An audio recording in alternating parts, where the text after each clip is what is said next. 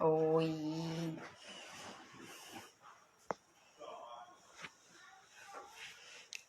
Oi, gente. Pessoal que tá entrando, boa noite. E aí, Raquel?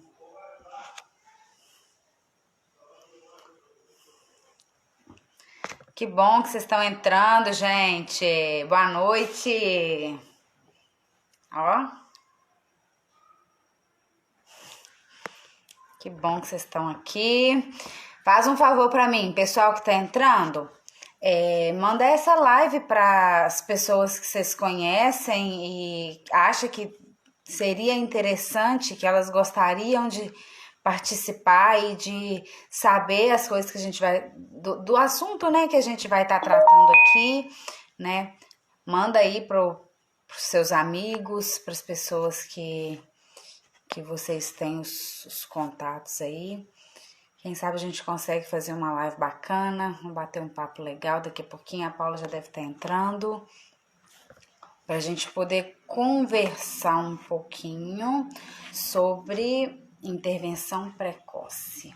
Na verdade, o que acontece? A nossa última live acabou que não deu tempo, é muito assunto, né? E não deu tempo da gente falar tudo que a gente precisava.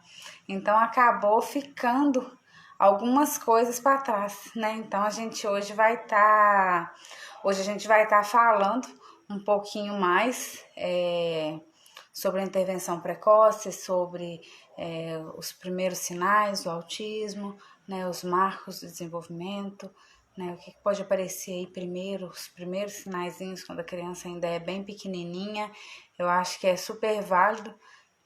Infelizmente, hoje em dia, a gente ainda encontra, eu tô falando que aconteceu comigo, a gente ainda encontra profissionais, né, que não conseguem identificar e não conseguem reconhecer que o que a gente, não consegue validar o que a gente fala, o que nós, enquanto pais, né, tá passando, né. Eu falo que isso aconteceu comigo quando eu comecei a sinalizar para a pediatra que tinha alguma coisa de diferente com o Raul, né? Não foi validado o que eu estava falando.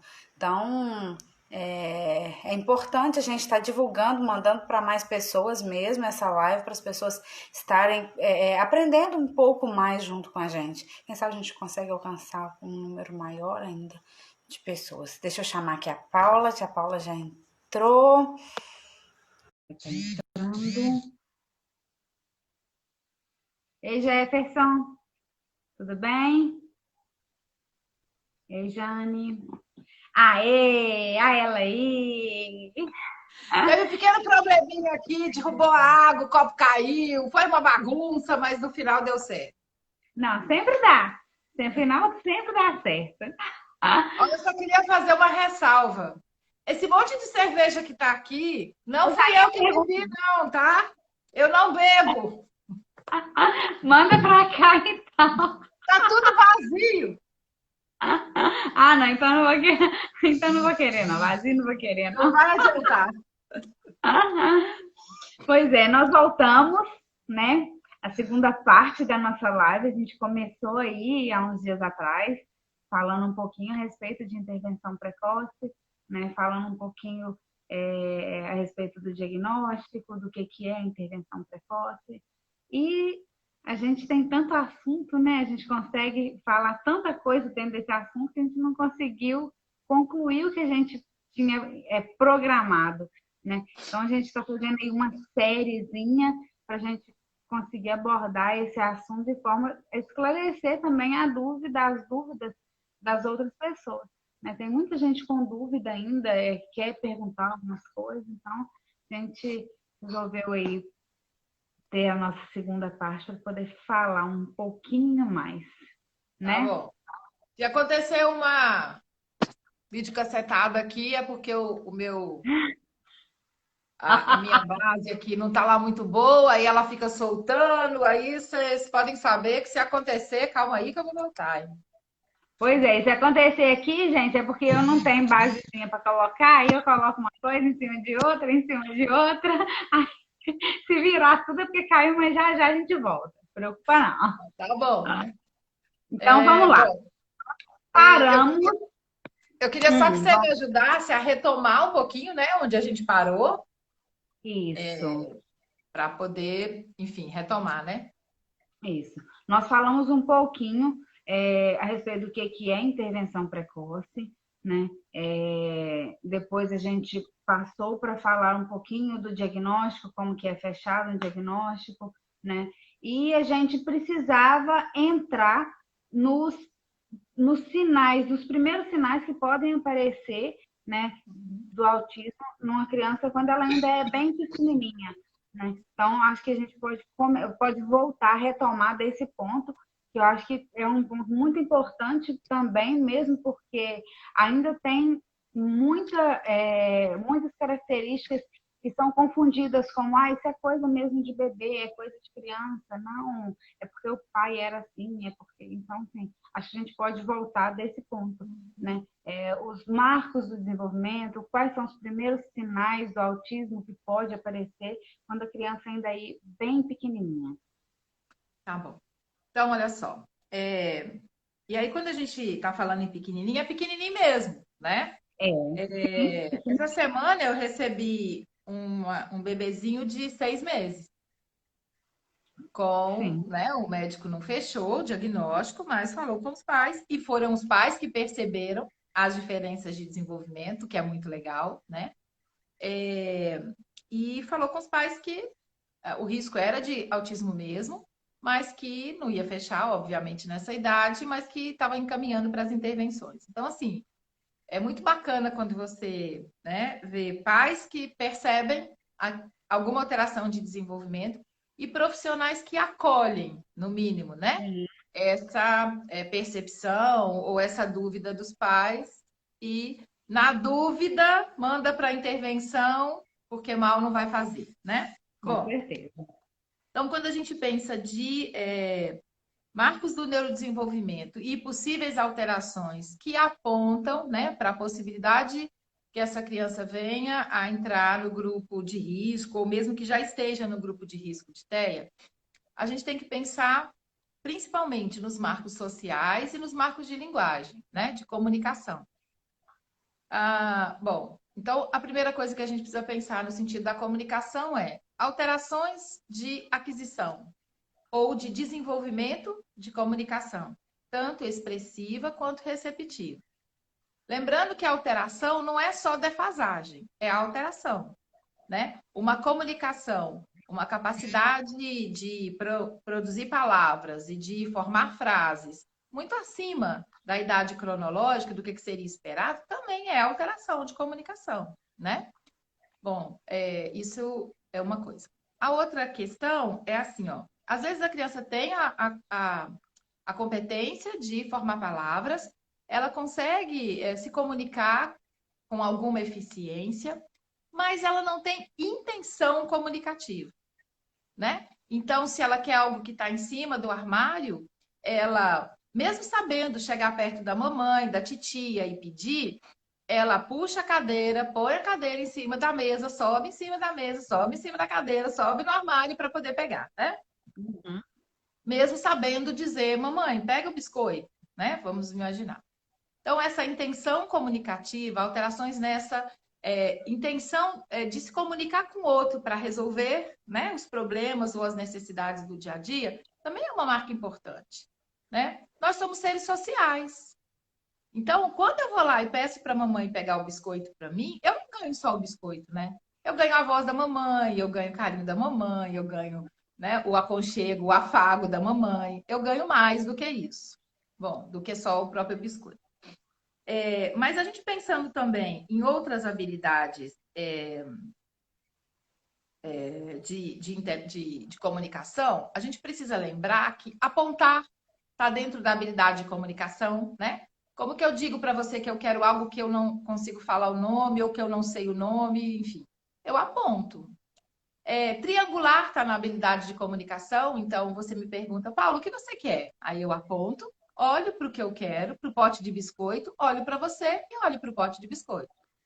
Crianças muito novinhas, abaixo de 1 ano e meio de idade, seguramente, já tem essa habilidade.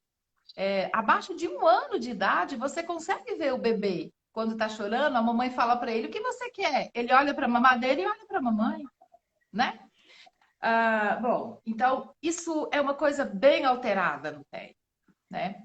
Outra coisa que às vezes acontece, tem acontecido muito nos últimos tempos, então eu não vou aguentar, eu vou ter que falar isso aqui, que é assim, ó.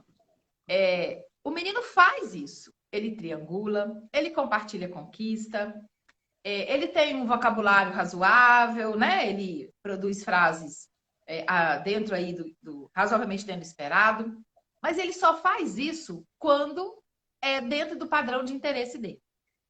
Então, se ele estiver brincando com algo de interesse dele e for muito legal, ele olha para você e compartilha. Agora, se você olha para ele e tenta compartilhar, né? Isso chama, ele teria que te dar uma resposta à atenção compartilhada, ela não vem. Então, ele inicia o compartilhamento da atenção, mas não responde, né? Isso é social, mas isso é linguagem também. Então, capacidade de imitação, capacidade de atender pelo nome, né? Se reportar mais às pessoas do que aos objetos, né? Se você vê uma criança já com um diagnóstico de TEA brincando, ou não, né? Ainda sem diagnóstico, mas com uma hipótese, uma suspeita, você vai ver que o mundo dela é muito mais o mundo dos objetos do que das pessoas. E se por um lado é triste, né, a gente vê isso, porque é como se a criança não tivesse ali, né? Ela não tá, ela tá ali na sua sala, ela tá ali no quarto, ela tá ali na escolinha, mas ela não tá, né? Ela ainda não, ela não achou esse mundo das pessoas ainda, né? E aí é muito lindo, por outro lado, quando você vê a criança começando a fazer, né, a se interessar pelo mundo das pessoas. Como que é muito legal você ver a criança indo lá e falando assim, como que é o seu nome? Vamos brincar comigo? Mesmo que seja brincar de correr, né? Que eu sei fazer. Olha o que eu sei fazer, né? Aí ele já está no nível hard, porque ele ainda quer compartilhar com você uma coisa legal que ele sabe fazer e ainda quer ser um elogio, né? Isso é até interessante, Paula, que quando a gente teve o diagnóstico do Raul, eu perguntei para o meu pai uma vez assim, pai, qual foi a primeira coisa que você observou que era diferente no Raul? Ele falou assim, quando eu chegava na beirada do berço e ele estava brincando com alguma coisa e ele não esboçava nenhuma reação. É como se eu não tivesse chegado ali. E como a gente ainda não sabia do autismo, a gente sabia que tinha uma coisa, mas não sabia o que era, a gente ainda colocou um acendedor de luz pregado no berço dele. Então ele ficava ali o dia inteiro, o dia inteiro. Quando a gente chegava, ele estava no tec-tec dele. É como se a gente não estivesse ali, né? E foi uma coisa que chamou bastante atenção no início também. É isso, né? É o mundo dos objetos e pode acontecer até que exista ali alguma interação no brincar, mas um brincar assim, né? Ainda muito voltado para os objetos. Eu posso brincar do seu lado, posso brincar com você, mas eu estou aqui brincando com esse lápis. E aí você pega um outro que está em cima da mesa. Eu largo o meu e pego o seu. Nem olho, não peço, não faço nada, pego o seu. Você está lá brincando com o cavalinho, eu entro com a vaca. Você dá um jeito de tirar a minha vaca da história, né? Seja simplesmente virando o cavalinho para lá e indo fazer outra coisa, seja dizendo para mim, não, a vaca não. Você fala, por quê? Não, porque a vaca não pode, aqui só pode cavalo. Né? Então, é um jeito mais especializado, mais social, mais, né, verbal, mas é um jeito de não aceitar uma parceria na brincadeira. Lembrando, Bruna, que toda criança novinha, ela tem um pouquinho disso. Então, isso sozinho não quer dizer nada. Por isso é importante que a avaliação, às vezes como apoio diagnóstico para o médico, às vezes, né, para poder estruturar um plano de intervenção, ela precisa ser feita por profissionais que tenham experiência. Seja para não relativizar isso, seja para não achar que isso define, né? Porque, na verdade, o diagnóstico, ele vem a partir de um conjunto de, vamos dizer, de alterações nesse desenvolvimento, que combinado pode remeter a um diagnóstico de espectro autista, né? E o fato de que quando a gente, né, quando são profissionais com mais experiência, os profissionais às vezes com um pouco menos de experiência, eles ficam muito vamos dizer assim, na inflexibilidade dos marcadores. Não, ele olha para a gente. Não, ele brinca funcionalmente. Ele pega lá, sei lá, o PJ Masks e fica lá, né, brincando e tal. Só que o profissional esqueceu de assistir o desenho do PJ Masks. Porque muitas vezes ele está fazendo uma reprodução da brincadeira. Ou mesmo que Sim. ele esteja fazendo uma brincadeira, entre aspas, simbólica, ele acaba fazendo, pode ser que ele acabe fazendo uma reprodução muito inflexível, o que quebra o simbolismo, né? Então eu brinco de PJ Masks, mas só desse jeito, só dessa forma. Se você vem com a sua parte, né, na parceria da brincadeira, eu não aceito. Eu dou um jeitinho de te tirar da brincadeira. É isso, né? E muitas vezes as crianças, ainda sem o diagnóstico, elas estão sujeitas a passar por isso no dia a dia delas, né? E sem alguém estar percebendo que isso pode sugerir uma alteração. E o que às vezes acaba acontecendo são alterações de comportamento, né? Fico muito nervoso, fico irritado, jogo as coisas, né? Quebro as coisas, bato em mim, bato nas pessoas. Por Grita. quê? Né? Grito, grito. E aí a gente tem uma questão que de base, né? Ela muitas vezes ela expressa as alterações do transtorno, mas por outro lado elas acabam sendo agravadas pelo ambiente, né? Elas Sim. acabam sendo reforçadas, porque se eu grito e as pessoas olham para mim e falam, Paula, para de gritar, não pode gritar aqui.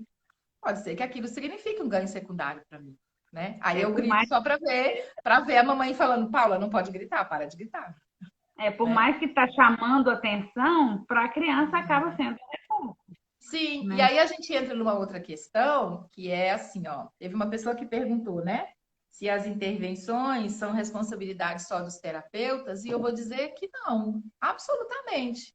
Porque se a gente atende uma criança, né, num atendimento clínico convencional, o que não é uma proposta de intervenção precoce e intensiva, né? Eu preciso pontuar isso aqui. Mas se a gente atende essa criança 2, 3 vezes na semana, ela passa o restante do dia, do dia, da semana, dos meses, do ano, em casa, com as pessoas que lidam com ela e que não, porventura, possam não saber como lidar com ela. Então não adianta a gente achar como terapeuta que a gente é semideus. Não adianta, não funciona. Então, se eu falo muito com os pais que me procuram, olha, eu vou fazer a minha parte, mas a maior parte é sua. Né? Eu estou aqui para te dar a direção. Eu estou aqui como, né, alguém para te apontar, né, as diretrizes para esse trabalho. Agora, eu não estou aqui para você me entregar o menino, eu trabalho, te entrego ele de novo 2 vezes na semana e que daqui a X de tempo nós vamos ter uma remissão importante disso que a gente está chamando aqui, como, né, foi diagnosticado como TEA. Não funciona. Né? Os pais precisam entender como esse menino funciona. Os pais Verdade. precisam saber ler, né? Os momentos mais difíceis e os momentos de crise, assim como os momentos que podem ser usados para estimulação e mais, eles precisam saber fazer. Se eles não souberem fazer, a gente não consegue ir para diante, né? Sim, com certeza. Bom, eu acho que são essas coisas inicialmente que a gente precisava, né, terminar de pontuar para depois Uhum. poder falar um pouquinho sobre o modelo de intervenção que a gente se propôs, que é o Denver, né? É. Com relação a isso, Paula, você falou é muito interessante a respeito dos pais, que muitas mães me procuram, quando me procuram, perguntam quantas horas de terapia o Raul faz por semana, né? O Raul faz 1 hora e meia de terapia por semana. Na verdade, agora já tem tempo que a gente está sem terapia por causa da pandemia. Né? Assim, o Raul faz 1 hora e meia de terapia por semana. Tá, mas isso tudo ele está desenvolvendo com 1 hora e meia de terapia? Não. Ele está desenvolvendo porque ele tem terapia da hora que ele acorda até a hora que ele vai dormir. Uhum. Né? Sim. Porque por mais que eu não sou profissional da área, eu sou uma mãe, né? A gente precisa ter a troca com os profissionais, a gente precisa saber o que eles estão fazendo no consultório para a gente chegar em casa e conseguir né, fazer, a gente precisa estudar, a gente como mãe precisa ler, a gente precisa correr atrás, porque a responsabilidade do filho, ela é nossa. A gente não pode entregar isso na mão do terapeuta. Eu Com sempre certeza, falo isso, Paula. com Porque certeza. é É, uma preocupação grande que eu tenho com as mães das crianças que me procuram. sim. Vamos fazer a nossa parte. A gente não pode simplesmente deixar. Eu acho que isso passa por um monte de questões, né? Passa desde a aceitação do diagnóstico, né? Então, muitas vezes eu percebo que ele tem, a criança mesmo, com uma intervenção de baixa intensidade, né? Ele está se desenvolvendo. Eu falo, ah, tudo bem, então. Então, isso é lá com a Paula, com o pessoal, né, que trabalha, né, os profissionais que trabalham com a criança, e eu vou ficar aqui, né? Quer dizer, eu levo na terapia, eu espero e tal, eu pago, e esse é o meu papel. Absolutamente não é esse o papel. Esse também, né? Mas não é esse, somente. É, então, eu acho que passa, sim, por aceitar esse diagnóstico. Não é raro a gente ver que essa dificuldade ainda é maior dos pais, né? Talvez até por não transitarem muito nesse mundo, né? Que a mamãe tem, se por um lado ela tem mais trabalho, entre aspas, por outro, ela acaba tendo mais privilégio no sentido de conseguir essa interação maior com os profissionais, com outras mães, né? Eu acho que isso é uma coisa. Agora, também acontece, eu entendo e concordo com tudo que você falou, eu acho que o nosso papel é de dar essas diretrizes, sim, mas a gente precisa ter um cuidado, que é assim, ó, que é uma coisa que, né, que aí é o profissional, é o lado de cá falando, né? Muitas mães, nessa ansiedade, né, de buscar respostas e formas de intervenção, e às vezes, por ansiedade mesmo, e às vezes também por estar na outra ponta, os profissionais que não dão tanto respaldo, né, para a família, às vezes acaba tendo um choque entre aquilo que né, os pais, a família têm buscado numa via alternativa de formação, com relação àquilo que tem sido feito com a criança, né? Sim. Então, vamos pegar uma coisa que a gente já falou aqui de exemplo. O Raul faz 1 hora e meia de terapia, mas como é terapia de baixíssima intensidade, como é que ele está desenvolvendo? Como ele está desenvolvendo?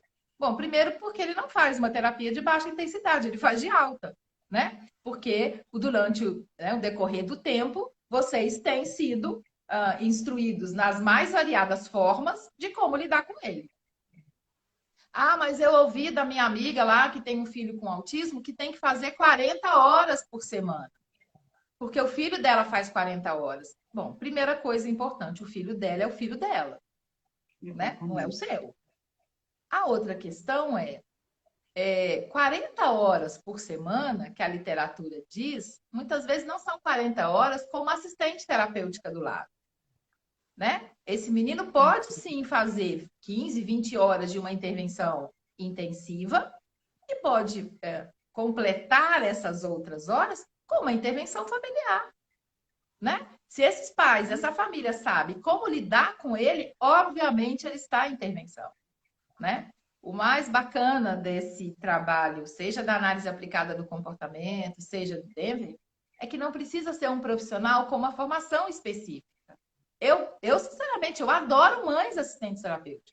Todo mundo que é da área que me vê eu falando isso, fala, você é doida, né? É muita treta. Eu falo, olha, por quê? E é Porque mesmo. primeiro eu trabalho 15 horas com a criança, né? A mamãe trabalha lá 15 horas com a criança, mas só o menino que acha que está trabalhando 15 horas, porque a mamãe está trabalhando 60, 80, né? A A outra, porque não mãe. tem jeito, né? Na medida em que ela aprende como fazer, ela vai fazer o tempo todo. Óbvio, né? E a Acaba outra virando, acaba virando rotina até para ela, vai no ela não automático. consegue mais fazer do jeito antigo, né? É. E a outra coisa é que a mamãe, o papai, né? Enfim, é a única assistente terapêutica que não vai embora. Eu não vou ter que formar ela de novo, né? Ela vai ficar lá para a vida toda. Então, pronto, né? Ela é a melhor que tem, ela é de graça, ela é a super interessada em fazer, né? Porque ninguém no mundo mais interessado que ela. Ela vai fazer uma intervenção de altíssima intensidade e não vai embora. Olha só, ela é perfeita, né? Né? Ela é muito boa. Porque esse negócio de trocar de terapeuta é Eu vejo É mães muito chorando. complicado. Trocar assistente terapêutica, eu vou te falar. Agora, obviamente, tem família que não é possível. A mãe trabalha, o papai trabalha, e a gente super respeita isso, né? E tenta pegar, tenta buscar pessoas que você percebe que tem um perfil de permanecer um pouco mais, né? De ser, vamos dizer assim, um pouco mais preocupadas com aquela criança, não só durante o tempo da intervenção, mas assim, é muito comum, né? Até chega em casa depois na supervisão, ou mesmo durante a semana, fala, Paulo, então, cheguei na casa do fulano, tá acontecendo isso e isso, né? Ó, Uhum. você desculpa eu falar. Eu falo, não desculpa, não, você tem que falar, Tem que né? Para falar, deixar ela claro. conversar como mãe. E coisas que não são efetivamente, né, do trabalho delas, mas que elas percebem que vai fazer interferência no trabalho delas, ou que interfere no desenvolvimento da criança, né? Então, eu acho que é Uhum. isso, ó, é todo mundo no mesmo barco, em prol das mesmas causas, e, né, eu acho que intervenção precoce é Remando isso aí. todo mundo pro mesmo lado, né? É isso aí. É isso aí. Remar todo mundo pro mesmo lado.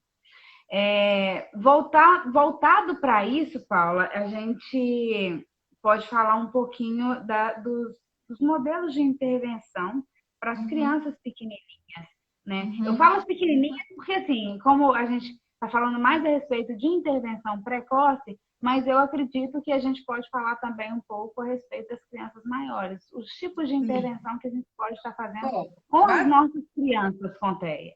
sim, basicamente, né, os modelos de intervenção que têm comprovação científica robusta são aqueles ligados à psicologia do comportamento, à psicologia comportamental, né? A análise do comportamento, seja, né, o mais conhecido, a análise aplicada do comportamento.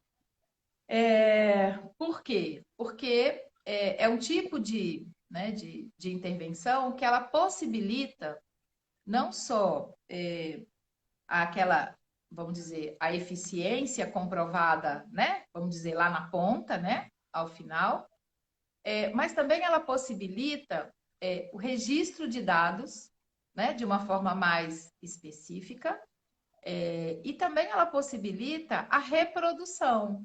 Então, por exemplo, se eu estou trabalhando com essa criança, a imitação. Tá, vou falar uma coisa boba. Vai imitar, quer bater aqui, ó, em cima da mesa, tá? Então, se eu estou trabalhando dentro de um procedimento previamente determinado, ele vai levantar a mão, virar a palma da, né? Botar o dorso para cima, aproximar a mão da mesa, bater com uma força tal por 3 vezes, enfim, né? A descrição do comportamento. E eu coloco lá que ele faz com autonomia, já por diversas vezes seguidas, aí é de acordo com o procedimento. E se eu coloco, então, que ele faz isso, isso quer dizer, né, dentro do procedimento, que ele aprendeu. Então, ele sabe imitar batendo a mão aqui. Então, o que que acontece? Como ele é possível de ser replicado, ele sabe imitar com você, mas se você realmente, né, se ele conseguiu realmente aprender, a gente espera que ele generalize e consiga imitar comigo, imitar na mesa da casa da vovó, bater na mesa da lanchonete, onde a gente vai, também, da mesma forma. Enfim, ele consiga generalizar, né? Bom, o que que ocorre? A gente vê aqui no Brasil muitos terapeutas dizendo que trabalham com análise aplicada do comportamento, mas fazendo intervenção de baixa intensidade. Então, vou arrumar uma briga, vai ser uma confusão, mas eu vou falar. Não faz. Não trabalha, né? Eles podem ter uma diretriz da análise do comportamento, eles podem ter uma excelente boa vontade de trabalhar com a análise do comportamento. Pode até saber fazer, mas não faz, né? Olha, mas se sabe fazer e propõe uma intervenção de baixa intensidade, não sabe fazer. Não sabe. Não existe na área do TEA aquele profissional da psicologia, porque as outras áreas já têm esse hábito, mas psicólogo não tem. Até nem é muito bem visto esse hábito, né, no rol lá da psicologia. Mas não existe aquele profissional que entra com a criança, trabalha com ela dentro da sala e sai e faz com a mamãe. Tchau. Não existe. A gente tem trabalho, se a gente for olhar o WhatsApp, de segunda a domingo, de 8 da manhã às 10 da noite. É ponto Mas, pacífico, né? Então, bom, isso é a primeira coisa. A outra coisa é o seguinte: a análise do comportamento é uma intervenção bem mais estruturada. Então, se a gente pensar em intervenções precoces, a não ser em casos mais graves, né? Crianças, às vezes, com retardo mental importante, crianças com uma agressividade alta, crianças, às vezes, que têm baixa visão, baixa audição, ou não ouvem, né? Outros complicadores.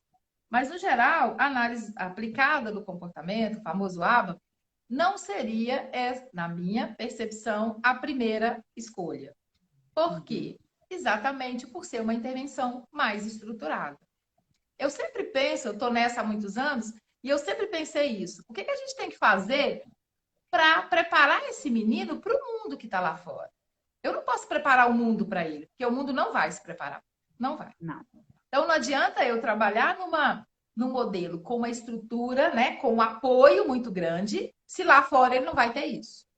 A não ser que seja um caso mais grave, aí é a parte, né? Bom, então, a análise do comportamento entraria em crianças um pouco mais velhas, que já passaram, muitas vezes, por uma intervenção mais naturalista, que não tiveram alta, ou que foram diagnosticadas mais tarde e que, mesmo assim, teriam, vamos dizer, a gente não teria um desempenho, um desenvolvimento cognitivo, né? Tão amplo assim, e aí a gente precisaria trabalhar, às vezes até ensino de habilidade básica, porque essa criança ainda não, né, porventura não tem adquirido. Agora, quando a gente pensa no Denver, a gente vai pensar que a base do Denver é a análise do comportamento, né? Só que é uma análise do comportamento proposta de uma forma mais natural, mais naturalista, mais próxima da vida real, do mundo real. Por isso, a gente trabalha com brincar, né? A gente não tem intervenções pouco naturais, como a análise do comportamento, que todo mundo, né, que já ouviu falar, sabe dessa máxima do faz igual. Né? O menino vai aprender a fazer isso para quê? Né? Vai ficar... Não tem sentido. Então, o Denver não compactua com essa proposta. Se nós temos que aprender a bater palma, então vamos contextualizar o bater palma. Claro. A gente vai fazer um ensino desse bater palma através dos níveis de suporte, né, que o modelo preconiza, mas contextualizado. Na hora do parabéns, né? Na hora de parabenizar para alguma coisa. Isso. Né? Quer dizer, tem que ter uma contextualização. A outra coisa é que é um modelo que trabalha em cima da motivação da criança, também diferente da análise do comportamento, né? Por que ele trabalha em cima da motivação da criança? Por razões óbvias. Quando a gente está motivado, a gente aprende melhor, né? Quando você não quer fazer uma coisa, você já vai andando a passo de tartaruga, tipo, que saco, né? Agora, quando é uma coisa que você gosta, obviamente você vai fazer melhor. Só que no TEA, isso às vezes representa um problema. Por quê? Quando a gente pensa em crianças, por exemplo, que têm padrões restritos de interesse, né? Se eu trabalho dentro do padrão de interesse dela, da motivação, muitas vezes eu vou ter que trabalhar inicialmente dentro do padrão de interesse. Se eu trabalho com uma criança que, ao manipular algum objeto, ela vai fazer essa manipulação de uma forma estereotipada, eu muitas vezes tenho que iniciar, né, trabalhando com ela, com essa forma de utilização. E o Denver também coloca aqui, se é dentro da motivação da criança, o que o mundo inteiro faz com esse menino? Vem para cá, né? Sai daí e vem para cá. Se conecta aqui. Faz o que eu estou te mostrando. Faz igual o que eu estou, né, te dando como modelo e tal. O Denver não. É o contrário. É a gente que vai, né? Então, muitas vezes, se o menino está fazendo um uso estereotipado do objeto, eu vou começar fazendo também. E é muito lindo porque eles não estão habituados a serem imitados, né? Eles estão habituados a imitar. E aí, quando você começa um trabalho como esse, e você começa a imitar a criança, muitas vezes ela olha para você assim, tipo, como assim? Você está fazendo a mesma coisa como que assim? Eu, né? Como assim? É muito legal. É muito legal. Bom, e a partir dessa relação de parceria, né, que o Denver coloca, é que a gente, então, começa a ampliar o repertório. Então, sei lá, por exemplo, se eu pego esse lápis, Obviamente, a gente que é adulto vai querer ensinar para a criança o quê? O uso funcional do lápis. O lápis é para escrever. Ah, minha amiga, mas esse lápis pode ser para qualquer coisa, né? E se essa criança não entende a função do lápis ou ainda não está madura o suficiente, né, para entender a função desse lápis, eu posso sim pegar na mão dela e ensinar a função do lápis. Só que eu não estou trabalhando dentro da motivação dela, ela não sabe nem para quê, né? Agora, ela acha muito legal pegar esse lápis e começar a bater ele aqui, ó, né?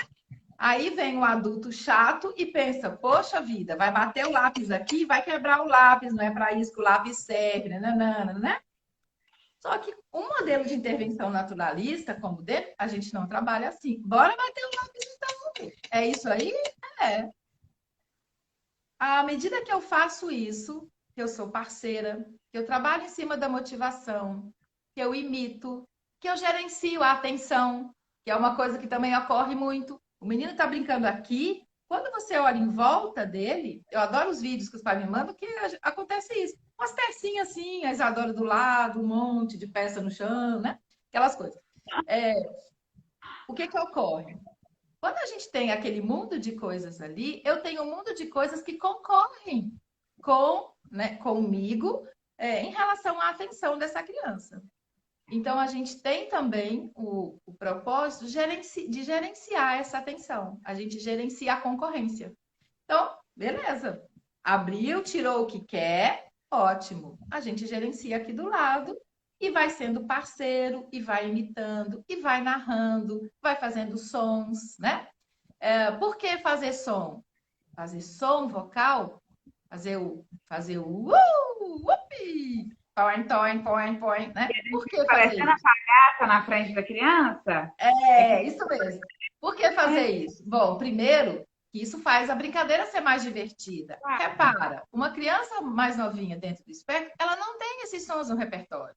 Ela não sabe que ela pega o carrinho desce, ela não sabe fazer Mas se você começa a fazer isso, daqui a pouco ela vai fazer Por quê? Porque é muito mais fácil fazer do que falar uma palavra, né? Então você começa ali trabalhar a imitação, você começa ali ser modelo, mas de uma forma natural. Bom, só que até então, se a gente está trabalhando dentro da motivação dela, a gente ainda não está ampliando o repertório, né? E aí a gente entra numa outra diferença do Denver também. A gente não faz uma queda de braço com a criança. A gente não briga com ela para ela fazer o que a gente quer, né? Então, a gente vai fazendo aos poucos. Então, por exemplo, vou dar continuar com o meu exemplo do lápis, né? Estamos batendo aqui, estamos batendo. Daí a pouco eu pego o lápis e faço assim no papel que está ali do meu lado, porque eu já coloquei estrategicamente, então, o papel ali. Vou lá no papel e faço e volto a bater. Daí a pouco eu faço de novo e volto a bater. Daí a pouco eu faço de novo. E aí viro para você e falo, Bruna, agora você faz assim, ó. Você não fez, não? Pego na sua mão, vou levando. Ou então venho para o suporte físico total e faço e acabou. Volto a bater. Daí a pouco a gente faz todo o processo de novo, até a gente começar a entender. Vou resumir pra caramba isso aqui, mas daqui a pouco a gente vai perceber que amanhã, quando esse lápis estiver disponível, né? A criança pega ele, bate aqui, bate. Mas lá pelas tantas, ela mesma pega o lápis, passa no papel e faz, né? Então, o que a gente quer com isso? Ampliar repertório. Ela perceber que ela pode sim fazer e não morre, e é muito legal, né? E assim, ampliando o repertório, a gente amplia a interação, a gente melhora a comunicação, a gente amplia o brincar, a gente chega no brincar simbólico, né? A gente sai desse uso instrumental estereotipado do objeto e a gente desenvolve, né? A grossíssimo modo, é mais ou menos assim, né? Que a intervenção precoce, baseada no Denver, funciona. Só que para isso, a gente precisa tanto de uma pessoa que vai sendo instruída, fazendo uma formação, né? Continuada com o supervisor, formado para isso e com experiência para isso. E a gente precisa também de intensidade de intervenção, né? Se a gente pensar a nível neuropsicológico, que é o meu interesse, né? O que a gente está ajudando a criança no sentido neurológico? A gente está ajudando que ela forme conexões, forme sinapses cada vez mais funcionais, mais flexíveis, mais adaptativas, né? Quanto mais precocemente a gente conseguir fazer isso, mais ganhos essa criança, em tese, vai ter, né? Ao longo da vida toda, do desenvolvimento dela. E quando você fala isso é interessante, porque assim, a gente escuta perguntas, e foi inclusive uma pergunta que uma mãe fez, né? Como que eu faço para o meu filho se interessar, brincar com outras crianças? As crianças com desenvolvimento típico, elas já têm essa facilidade de pegar um lápis e olha, isso aqui é um carrinho, um ram, ram, ram, ram, ram. Mas para muitas crianças com TEA, ela quer bater ali. Então, assim, se ela quer bater, mas o outro menino quer brincar, ela não vai se interessar. Né? Então, quanto mais a gente trabalhar e aumentar o repertório do brincar dessa criança, mais ele vai se interessar. É isso aí. É isso aí. E pensando assim, ó, a base desse brincar, né? Vamos dizer, não vou dizer nem interativo, vou dizer um ao lado do outro, brincando, né, com os mesmos objetos, muitas vezes durante o processo de desenvolvimento de uma criança típica, ele passa pela imitação. Né? Ela só batia o lápis, mas ela olha assim, tem um coleguinha que está riscando ali, ela fala, então dá para riscar também, deixa eu experimentar, né? Agora, como uma criança com autismo, ela tem um impacto, né? Um impacto no interesse pelo outro, um impacto, enfim, né? Um foco maior nos objetos. Então, a imitação já está comprometida. Se ela não sabe imitar, ela não está pronta ainda para interagir, né? Muitas vezes você pergunta aos pais, fulano, ele brinca com outras crianças? Brinca. Aí eu pergunto na hora, brinca ou brinca do lado? Ele brinca com ou brinca do lado? E muitas vezes você vai descobrir que brinca do lado. E às vezes os pais brincando e ele aqui brincando com outra coisa. Tá do lado? Tá. Mas não tá brincando. Porque ele ainda não imita, né? Ele ainda não flexibiliza o uso do objeto. É isso. Uma criança que não imita, a primeira coisa que a gente tem que trabalhar, né? Seja atender pelo nome, apontar essas habilidades mais, né, básicas para esse aprendizado, mas a imitação, né? Inclusive para a questão da linguagem, né? Deixa eu ver aqui, tem uma pessoa até que me perguntou a esse respeito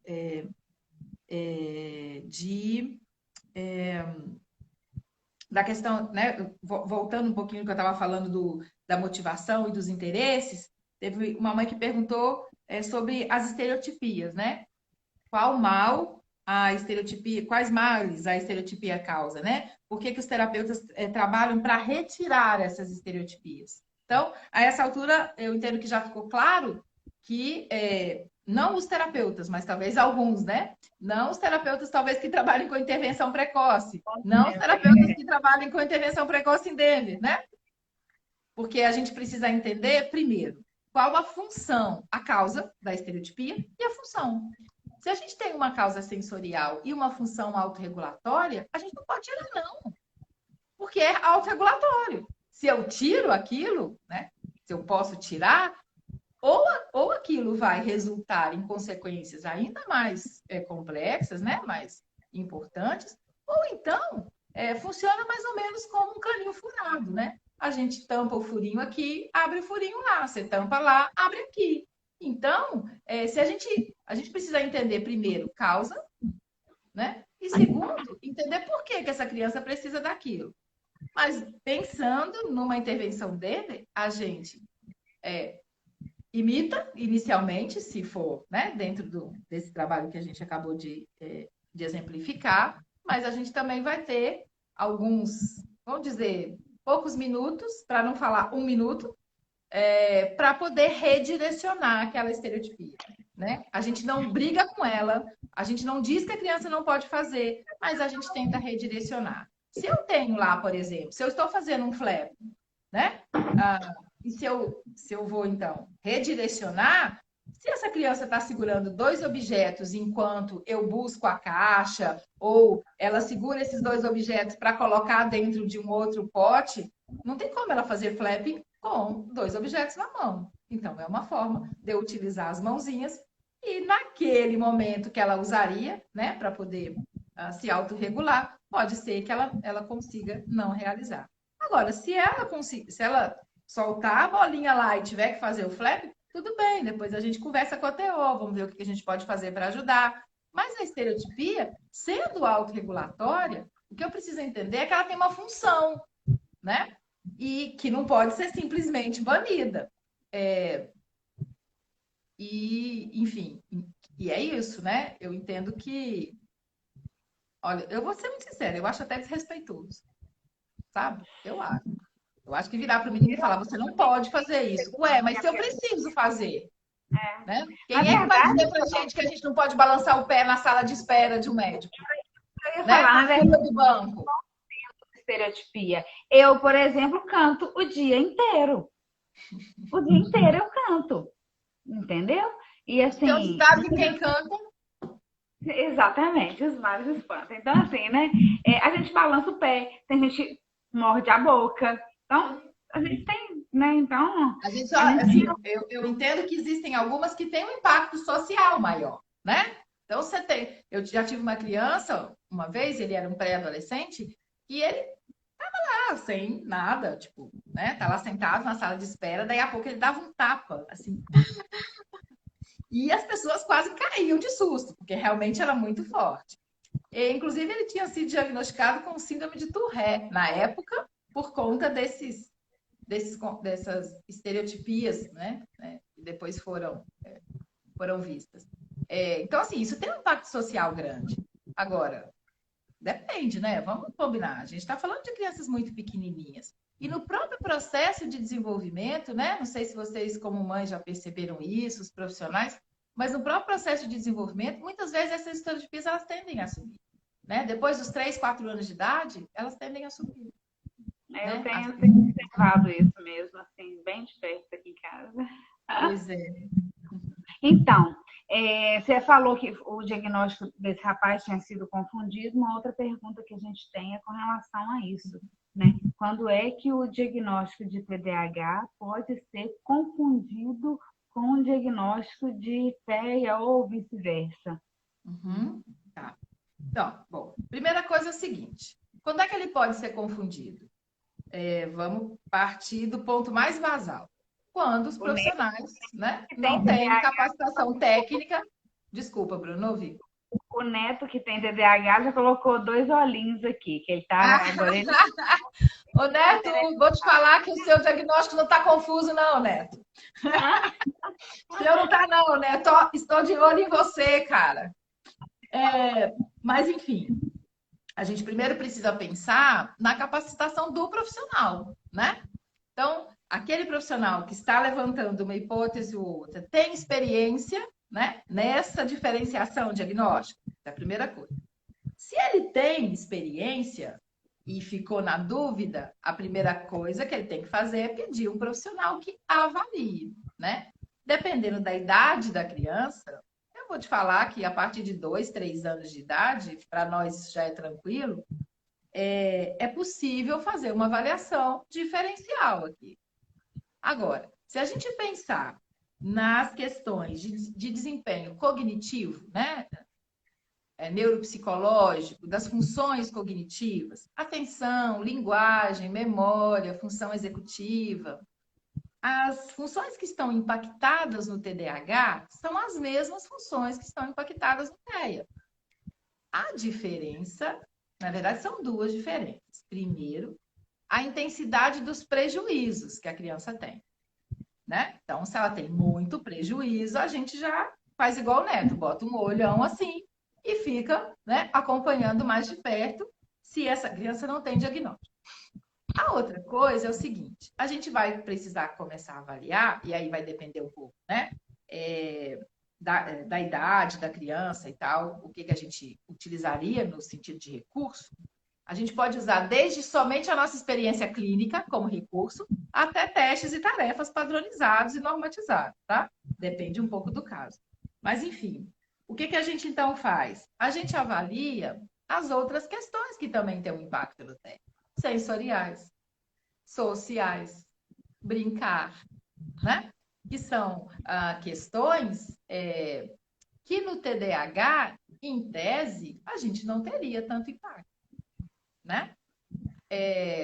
Claro que se a gente tem um TDAH power, né? Aquele que é quase TEA mesmo, aquele que confunde, muitas vezes é um profissional com experiência que vai conseguir fazer essa diferenciação, né? A gente é muito chamado a diferenciar TDAH, TEA e TAB, transtorno afetivo bipolar infantil. Porque os sintomas, principalmente quando as crianças são menorzinhas, são sintomas parecidos mesmo. E aí a gente tem que fazer uma avaliação, né, neuropsicológica, de desenvolvimento diferencial, tá? Deixa eu ver mais que nós temos aqui de perguntas, hein? Tem uma mãe que perguntou sobre autismo leve, diagnóstico precoce de autismo leve, né? Eu entendo que isso aqui, essa dúvida, ela pode, inclusive, né, ter pontos em comum com a pergunta anterior. Será que é autismo leve ou será que é um TDAH? Né? De novo, a gente tem que fazer essa diferenciação. Porém, existe crianças pequenas, aí a gente tem que saber a idade, né? Porque no meu universo, pequena é 6 meses. É pequena É mesmo. novinha mesmo, é o bebê, né? Com o diagnóstico fechado de autismo leve, se é uma criança a partir de 3 anos de idade, sim, existe, tá? Até os 3 anos, o médico e a gente acaba colocando risco, né? A possibilidade de que esteja no grupo de risco, coisas assim, tá? Entendi. Bom, deixa eu ver o que nós temos, né? Por que o autismo em menina é pior do que em menino? Porque o autismo é mais grave, né? Com expressão mais grave em meninas. Então, ninguém sabe, né? De verdade, assim, ninguém sabe. O que a gente sabe é que se ele é mais, em tese, tem um impacto maior em meninas, por outro lado, ele é menos frequente, né? Ele é muito mais frequente em meninos. Que bom, né? Agora, tem uma outra coisa também. A gente precisa pensar que talvez o autismo clássico, né, seja pior em meninas. Porque existe aquele autismo leve, existe o antigamente chamado de síndrome de Asperger, que em meninas, o Asperger muitas vezes em meninas é muito mais leve que nos meninos. As meninas com Asperger chegam na adolescência sem diagnóstico. Né? Muitas vezes são, né, pela própria questão, né, da forma como são criadas, né, enfim, das questões aí da feminilidade, chegam às vezes com 15, 16, 17 anos, às vezes com transtornos de ansiedade, e quando vai se investigar um pouco mais, percebe-se, né, observa-se um perfil característico da síndrome de Asperger, antigamente, né, no CID-10 ainda se fala em Asperger. Então, o autismo clássico, talvez em meninas. O que eu tenho percebido também é que em meninas, né, no decorrer do processo de desenvolvimento, quando chega ali na pré-adolescência, no início da adolescência, as questões tendem a se agravar, né, pela própria questão, pelas próprias questões hormonais, né, isso realmente é um pouco mais complexo mesmo. Porém, no global, no transtorno do espectro autista, né, considerando todas as nuances desse espectro, eu não sei se eu concordaria de dizer que nas meninas é mais grave, né? É menos prevalente, isso sim. Né? Se você for numa clínica que trabalha com crianças com autismo, como na Comportar, você vai ver poucas meninas, né? Que bom que a gente vê muitos meninos. Uma pergunta interessante que apareceu aqui, o Júnior perguntou, é possível de reverter um quadro de TDAH ou de TEA? Existe algum histórico?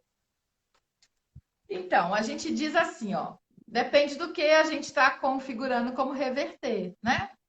Ter um TDAH ou um TEA e ter uma vida razoavelmente, nos tempos de hoje, razoavelmente adaptativa, é ter revertido? Se for, sim, né? Agora, se a gente pensar, né? Vamos deixar de filosofia e vamos entrar em ciência agora, né? Se a gente pensar que tanto o transtorno de déficit de atenção e hiperatividade quanto o TEA são transtornos do neurodesenvolvimento, eu não tenho como reverter aquilo que já passou, né? Eu não tenho como mudar, né, o TEA que eu tive há 20 anos atrás. Eu vou continuar tendo, não tem como. Né? Eu tenho que pensar que para tanto com TDAH quanto com TEA, para que eu tivesse, né, um desempenho adaptativo na minha vida profissional, escolar, afetiva, né, dentro aí dos parâmetros socialmente exigidos, eu tive que ter intervenções, né, ao longo da minha infância e da minha adolescência. O meu TEA está aí, o meu TDAH está aí, né? Então, nesse sentido, não. Né? É porque não existe isso. O que a gente busca é fazer cura, com né? que essa criança consiga ter o melhor desempenho adaptativo em todas as áreas em que ela transita. Né? Ótimo. Acho que a gente conseguiu responder, Paula, assim, 90% das perguntas. Pois Que a é. gente... E a gente não tem mais tempo? Ou tem? O tempo ele está aqui mais 3 minutinhos. Antes da gente encerrar, eu preciso falar que na próxima quarta-feira a gente vai ter uma live muito especial também com o doutor André Luiz Toledo, Brandão Toledo, né? Ele é psiquiatra, especialista na infância e adolescência. Ele também vai estar aqui com a gente falando um pouquinho também a respeito de intervenção precoce. Pode todo mundo mandar pergunta. E as perguntas sobre medicação, quem vai responder é o André, né? Você vai falar aí. Porque assim, a gente teve algumas perguntas que eu acredito que ele vai conseguir responder melhor, conseguir tirar melhor do Sem pessoal. dúvida. Eu não me atrevo, não. Ele é a área dele, a psiquiatria, Sim, né? Então, assim, a gente vai estar com ele e ele aceitou o convite. Eu queria só responder uma última pergunta de uma mamãe que perguntou sobre os bichinhos, né? Quem me conhece sabe que eu sou partidária dos bichos, ainda mais dos gatos, né? E aí ela falou que a mocinha dela, que tem 3 anos, tem TEA, tem medo de qualquer animal, qualquer, né? E aí ela estava pensando em comprar um bichinho para ter em casa, para a menina ir se habituando, né? Então, eu entendo assim, ó, antes de você tomar essa decisão, apesar de eu ser partidária dos bichos, primeiro é importante que você entenda o que no bichinho, né, assusta tanto a sua filha, né? Se é uma menina que realiza acompanhamento, principalmente com profissionais da área da psicologia, né? Agora eu digo, converse com o profissional antes de tomar qualquer decisão, né? Por quê? Primeiro porque você pode, ao invés de sensibilizar ela pelo medo, né, em relação ao desconforto, ao medo do bichinho, você pode causar um desconforto ainda muito maior. Porque se você, por exemplo, compra um cachorrinho dessas raças que são muito, vamos dizer, muito interativas, né? Para uma menina que tem medo, ela não vai querer esse cachorro. E aí vai ter um problema. E é um problema também para o bichinho. E depois você vai fazer o que com ele, né? Então, entendo que é super importante você não tomar nenhuma decisão antes. Primeiro, se ela está sendo acompanhada por um profissional da minha área, peça a ele ajuda. Para te ajudar a entender o que acontece, por que ela tem tanto medo. E te ajudar também a fazer um programa de sensibilização, que aos poucos, né? É um passinho de cada vez e a cada passinho reavalia para ver se ela está suportando, se não, dá um passinho para trás de novo, até daqui a pouco ela dá conta e ela mesma vai te sinalizar. Ó, se eu puder te dar um conselho lá na frente, quando isso acontecer, arranje um gato. Ótimo, Paula. Mais uma vez, muito obrigada. Né? Eu que agradeço. Foi esclarecedor e a gente vai ter oportunidade de conversar outras vezes. Com certeza.